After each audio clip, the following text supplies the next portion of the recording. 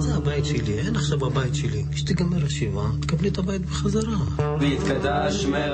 1991, pendant la guerre du Golfe.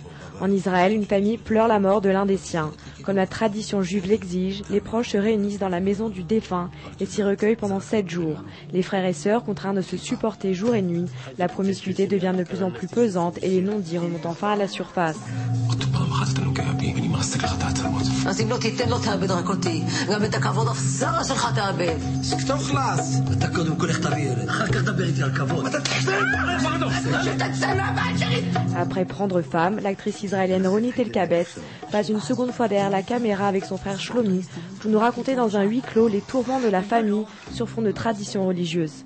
Une occasion pareille de se rencontrer comme ça, la famille, pendant si longtemps, des jours et des nuits comme ça ensemble. C'est un moment peut-être qu'ils ont vécu ensemble, peut-être à l'enfance. C'est jamais pourrait être encore une rencontre si intime pareille s'il s'agissait par exemple d'une rencontre dans un événement de mariage ou d'une fête.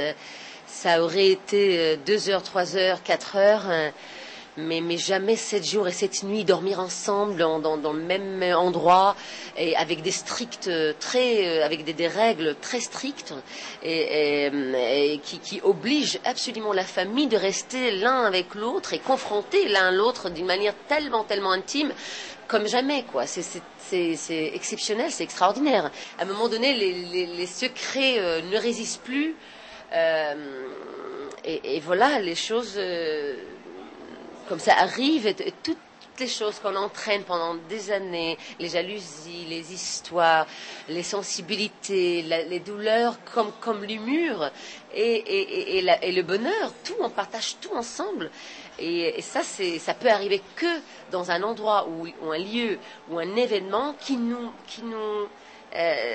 permet de traverser voilà, une chose pareille. Le fait qu'on est assise l'un à côté de l'autre, collés l'un à l'autre, par terre, et avec ces règles qui nous obligent de ne pas ni changer les vêtements, ni prendre de douche, ni de se raser, ni prendre soin, que à s'asseoir par terre l'un à côté de l'autre et même dormir dans le même lieu, dans le salon.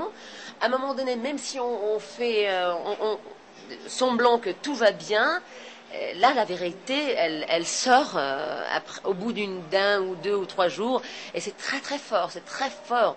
Salué par les critiques à Cannes, le film Les 7 jours illustre l'indéniable essor du cinéma israélien dans le monde, notamment depuis le succès en salle de La Visite de la Fanfare en 2007.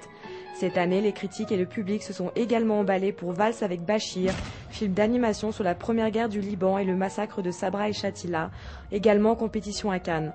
Avec Les 7 jours, Ronit Elkabetz fait le pari de toucher des publics internationaux très divers, alors que l'intrigue porte sur une coutume particulière du judaïsme. On s'en fout de la religion, mais la religion, la tradition plutôt. C'est pas la religion, c'est la tradition. Il y a une différence entre d'être hyper pratiquante ou bien traditionnelle. Parce que là, c'est-à-dire ce qu'on parle, c'est de la tradition juif, marocain en Israël, juif avant tout. Et je crois que les gens s'identifient absolument avec les gens, c'est-à-dire avec l'histoire, avec ce qui évoque entre les gens.